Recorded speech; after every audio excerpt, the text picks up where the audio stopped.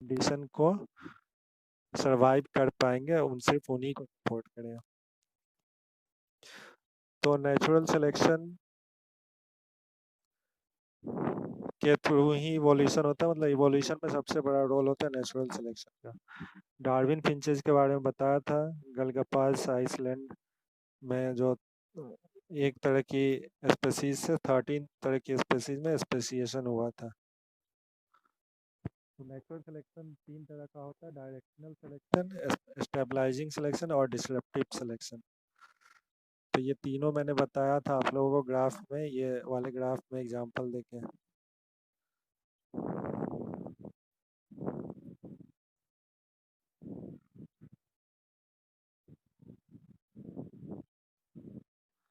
तो यहाँ डायरेक्शनल ये जो है ये ओरिजिनल, यानी कि ये ऐसा किसी का कोई स्पीसीज का डिस्ट्रीब्यूशन है।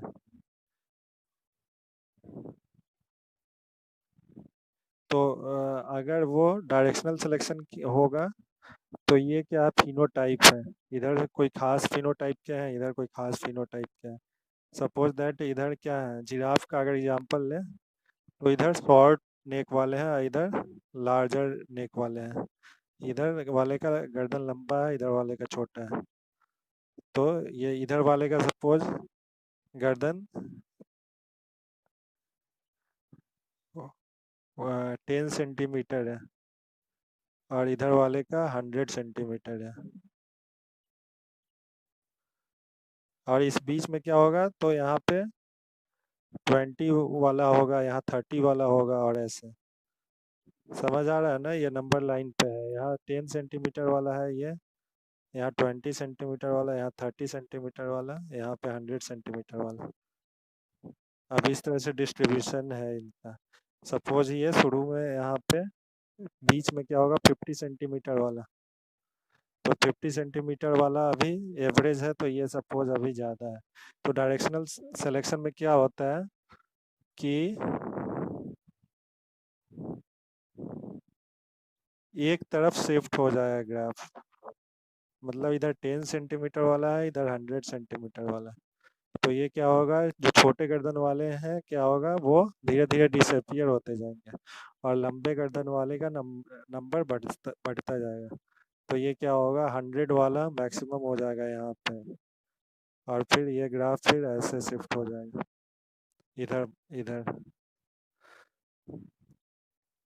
तो ये क्या होगा, 10 सेंटीमीटर 20 सेंटीमीटर ये सब रहेंगे ही नहीं, ये सब क्या हो जाएंगे, एक्सटिंक्ट हो जाएंगे, यानी विलुप्त हो जाएंगे। और इधर सिर्फ 100 वाले ही रहेंगे ज़्यादा, और आसपास 90 वाले, 110 वाले। तो यही होता है डायरेक्शनल, मतलब इस ग्राफ में ना एक तरफ का कोई या तो इधर वाला सिलेक्ट होगा या इधर वाला सिलेक्ट होगा, और एक तरफ से डिसअपियर होने लगेगा। तो इसमें कौन सा इधर वाला सिलेक्ट हुआ है, 100 सेंटीमीटर गर्दन वाला जिराफ के केस में। तो वही यहाँ पे डायरेक्शनल, इस ग्राफ में देखिए, डायरेक्शनल में देखिए यहाँ पे शिफ्ट हो गया है यहाँ पे ग्राफ। अब स्टेबलाइजिंग में क्या होता है कि बीच वाला सिलेक्ट होता है। तो बीच वाला सिलेक्ट होता है, तो जैसे बेबी, ह्यूमन बेबी का जो बर्थ वेट होता है उसका एग्जांपल लेते हैं। Suppose that average birth weight कितना होता है ह्यूमन बेबी का, जो हेल्दी बेबी होते हैं उनका कितना होता है बर्थ वेट, बॉडी वेट।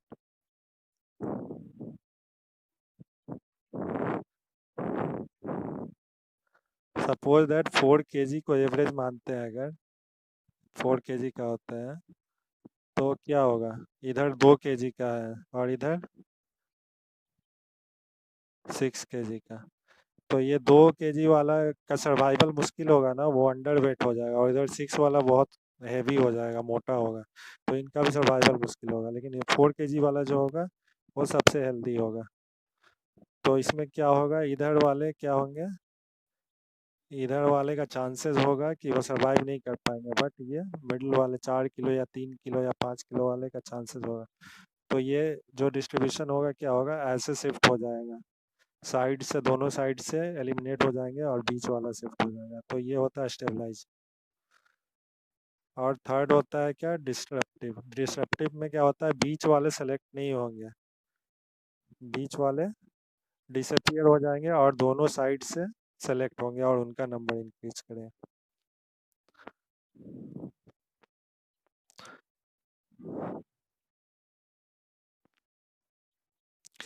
को इवोल्यूशन मैंने बताया था कि जब दो स्पीसीज का साथ साथ इवोल्यूशन होता है और एक दूसरे को या तो सपोर्ट करते हैं या कोऑपरेट करते हैं या फिर एक दूसरे को इफेक्ट करते हैं, इवोल्यूशन। तो ये प्रीडेटर का रिलेशन या फिर होस्ट पैरासाइट का रिलेशन, या फिर जो दो स्पीसीज में आपस में कंपटीशन है और दोनों इवॉल्व होते हैं साथ साथ तो उनका म्यूटेशन, या म्यूचुअल रिलेशनशिप में कोई दो स्पीसीज हैं तो उनका इवोल्यूशन अगर होता है तो ये सब क्या होता है, को इवोल्यूशन।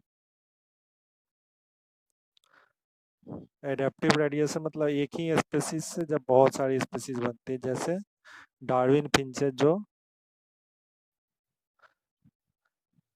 आइसलैंड का एग्जांपल दिया था मैंने, वहाँ पे जो हुआ था एक ही एंसेस्टर स्पीसीज थी फिंचेस की, और उसी से 13 स्पीसीज में स्पेसिएशन हुआ था।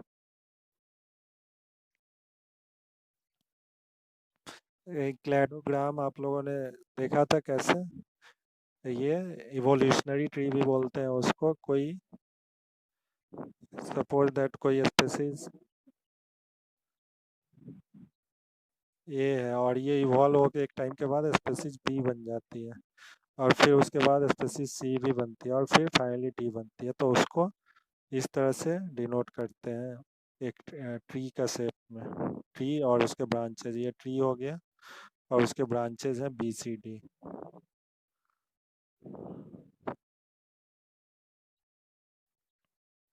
स्पेशिएशन उसी प्रोसेस को बोलते हैं जब एक स्पीसीज से दूसरी स्पीसीज में ट्रांसफॉर्मेशन होता है।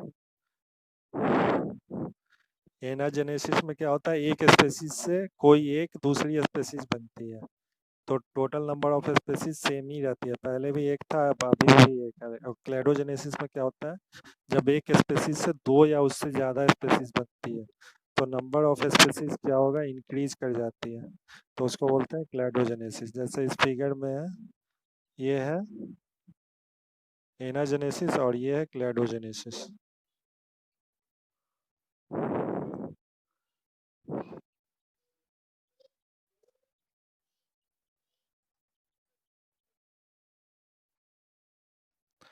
और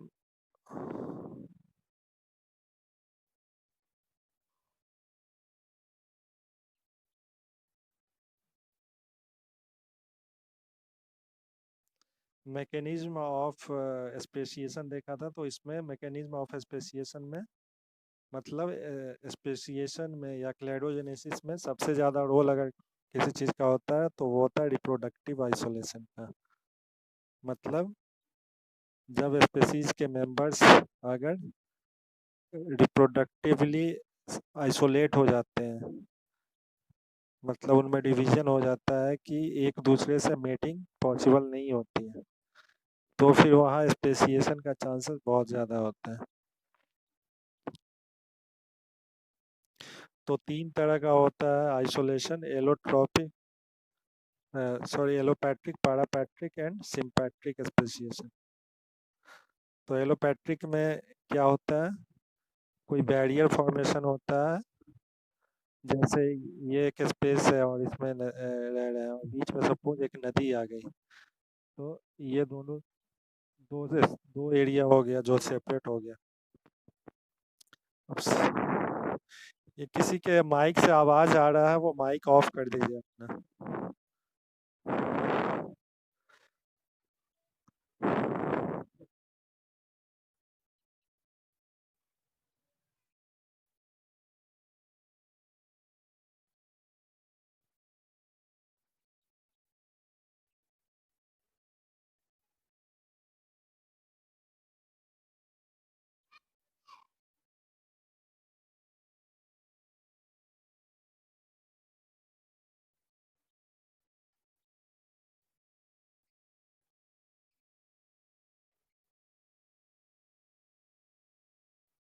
स्क्रीन देख पा रहे हैं क्या आप लोग?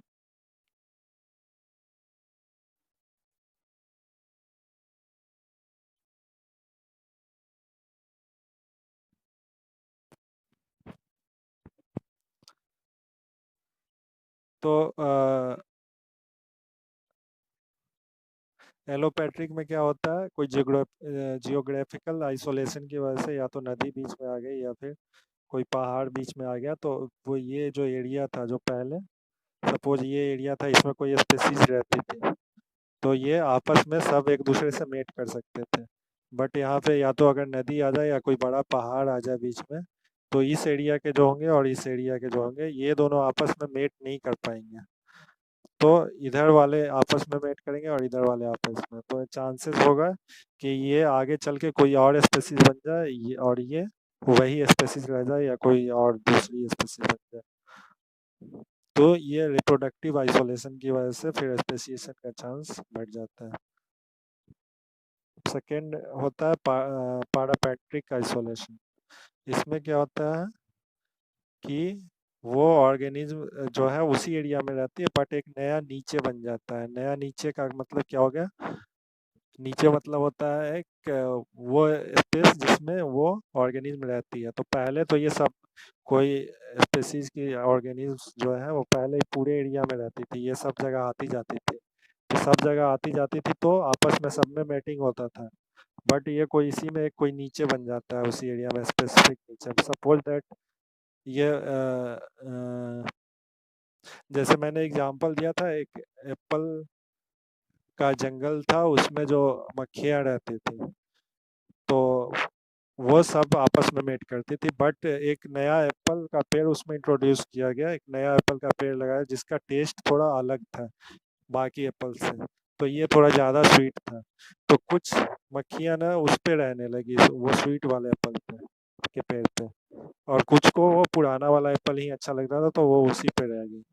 तो जो नए वाले पेड़ पे रह गई तो वो उनका नीचे एक नया नीचे बन गया उस पेड़ पे, वो उसी पेड़ पे रहती थी, तो फिर उनका जो मैटिंग होगा फिर उसी पेड़ पे रहने वाले के बीच होगा, और जो बाहर दूसरे पेड़ पे है तो उनका दूसरे। तो इस तरह से दो तरह से आइसोलेशन हो गया रिप्रोडक्टिव। तो यहाँ पे चांसेस है कि वो जो स्वीट एप्पल वाले पेड़ पे जो रहती थी वो आगे चल के कोई दूसरी स्पेसीज बन जाए, और ये आगे चल के या तो दूसरी स्पेसीज बन जाए या सेम ही स्पेसीज रहे। तो दोनों अगर दूसरी स्पेसीज बन जाती है तो ये कोई स्पेसीज सी बन जाएगी और ये कोई स्पेसीज डी बन जाएगी। और फाइनली होता है सिम्पैट्रिक में, क्या होता है जेनेटिक पॉलीमॉर्फिज्म की वजह से उसमें भी कोई ज्योग्राफिकल आइसोलेशन नहीं होता है, बट जेनेटिक पॉलीमॉर्फिज्म की वजह से आइसोलेशन हो जाता है रिप्रोडक्टिव, और वो उनमें उसी तरह से कोई खास जो सेम जीन्स वाली हैं वो आपस में मैटिंग करती हैं और दूसरी वाली दूसरे से करती है, तो इसमें दोनों का चांसेस होता है स्पेसिएशन का।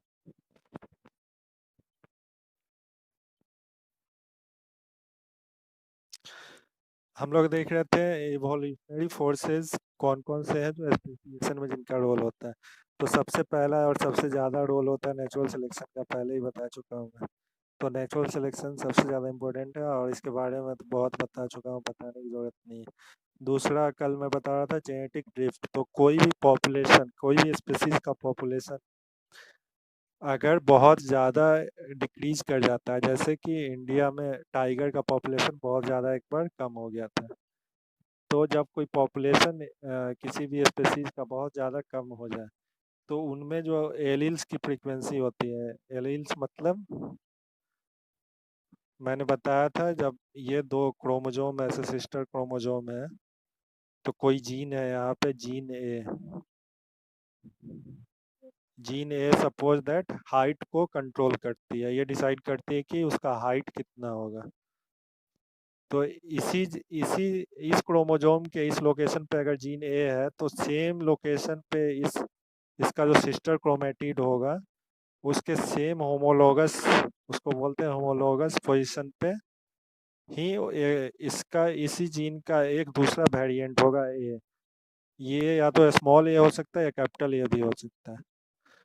तो जीन ये सेम ही है, बट ये स्मॉल ए है मतलब कि ये डोमिनेंट है, ये रिसेसिव है, और दोनों कैपिटल हैं यानी कि दोनों होमोलॉगस, दोनों सेम जीन है। कैपिटल और स्मॉल है तो भी सेम है, बट थोड़ा सा चेंजेस होता है, कंप्लीट सेम नहीं होते हैं। तो जो स्मॉल होता है वो रिसेसिव होता है और जो कैपिटल होता है वो डोमिनेंट होता है। मतलब जब ये दोनों जीन अगर प्रेजेंट हैं तो मतलब इस जीन का फंक्शन हो रहा है कैपिटल वाले का, इसका नहीं हो रहा है, ये रिसेसिव है। और जब ये दोनों कैपिटल हैं तो ये दोनों का हो रहा है फंक्शन, क्योंकि दोनों डोमिनेंट है, तो जीन एक ही है। तो इसी को एलिन बोलते हैं। जो कॉरस्पॉन्डिंग पोजीशन पे सिस्टर क्रोमेटिड्स पे जो जीन रहती है उसको एलिस बोलते हैं। तो कैपिटल ए और स्मॉल ए ये दोनों क्या है, एलिल्स हैं। या फिर कैपिटल ए और कैपिटल ए भी, ये दोनों भी क्या है, एलिल्स हैं। तो यही एलिल्स होते हैं। और एलिल फ्रीक्वेंसी इसी को बोलते हैं कि उनका परसेंटेज कितना है, कैपिटल ए कितना है और स्मॉल ए कितना है, उसके परसेंटेज को बोलते हैं उस फ्रीक्वेंसी। तो जब पॉपुलेशन बहुत स्मॉल हो जाता है तो फिर क्या होता है, एलिलिक फ्रीक्वेंसी बहुत ज़्यादा डिक्रीज कर जाती है। तो इसकी वजह से इसी को प्रोसेस को बोलते हैं जेनेटिक ड्रिफ्ट।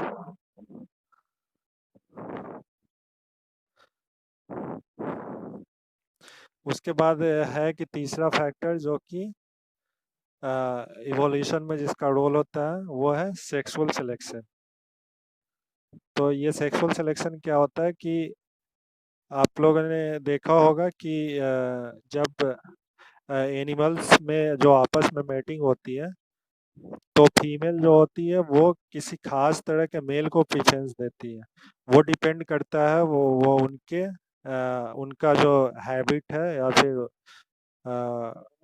उनका जो कैरेक्टर है उस पर डिपेंड करता है कि हर स्पीसीज में अलग अलग होता है कि वो किस मेल को प्रेफरेंस देगी। समटाइम्स मेल्स भी फीमेल्स को प्रेफरेंस देते हैं, स्पेसिफिक टाइप के फीमेल्स को। और समटाइम्स एनिमल्स में ज़्यादातर टाइम्स फीमेल चूज करती है कि उसका मेल पार्टनर कौन होगा। तो यही सेक्सुअल सिलेक्शन होता है। मींस जब किसी एक स्पेसिफिक टाइप के मेल्स को अगर प्रेफरेंस दिया जाएगा तो दूसरे टाइप के जो मेल्स होंगे वो कहीं ना कहीं मैटिंग से मे बी मैटिंग प्रोसेस में वो इन्वॉल्व ना हो पाए, तो जो ऑफ स्प्रिंग्स होंगे वो सिर्फ इन्हीं के होंगे। सपोज दैट किसी में खास कैरेक्टर है, जैसे मोर में क्या होता है, मोर में मेल वो जो मोर का जो पंख होता है वो सिर्फ मेल के पास होता है। तो अब वो मेल यूज करती हैं फीमेल्स को अट्रैक्ट करने के लिए। तो मेल का जो भी पंख होगा वो जितना ज़्यादा ब्राइट और बड़ा होगा उतना ही ज़्यादा वो फीमेल को अट्रैक्ट करता है। तो कुछ मेल्स में हो सकता है कि वो उतना ब्राइट या फिर उतना कलरफुल या उतना बड़ा नहीं हो, तो वो क्या, वैसे मेल्स क्या होगा, मे बी पॉसिबल है कि वो मैटिंग में इन्वॉल्व ना हो पाए। तो जो भी ऑफ स्प्रिंग होंगे वो बड़े मेल वाले ब्राइटर जो उनका जिनका ब्राइटर होता है और बड़ा होता है, जिनका पंख उन्हीं से में भी मैटिंग हो, तो सिर्फ बच्चे जो होंगे ऑफ स्प्रिंग जो होंगे उनके उनके भी जो पंख होंगे वो बड़े और ब्राइटर होंगे। तो इसी प्रोसेस को बोलते हैं सेक्सुअल सिलेक्शन, की मतलब किसी स्पेसिफिक कैरेक्टर वाले मेल को या फीमेल को जब प्रीफरेंस दिया जाता है मैटिंग के लिए तो उसको बोलते हैं सेक्सुअल सिलेक्शन। तो इस वजह से क्या हुआ कि may be suppose that more पंख का मैंने एग्जांपल दिया, कुछ और भी एग्जांपल दे सकते हैं यहाँ पे।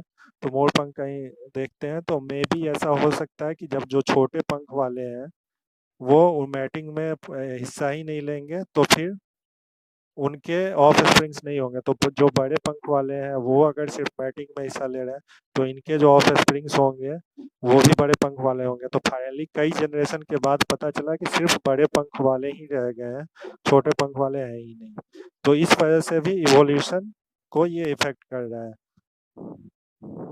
कि ये छोटे पंख वाले खत्म हो गए और बड़े पंख वाले बहुत ज़्यादा हो गए। तो इवोल्यूशन को ये इस तरह से इफेक्ट करता है, सेक्सुअल सिलेक्शन भी। उसके बाद आता है म्यूटेशन। तो म्यूटेशन तो ऑब्वियस सी बात है कि वो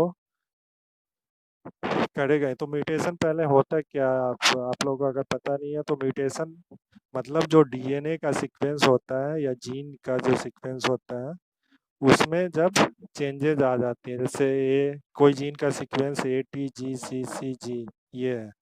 अब इसमें कोई चेंज आके ये AAGCCG ये बन जाए, तो यहाँ टी की जगह ए आ गया, तो इसी को बोलते हैं म्यूटेशन। तो ये किसी ऑर्गेनिज्म में रेप्लिकेशन प्रोसेस जो होता है उस समय भी हो सकता है, या फिर जब जब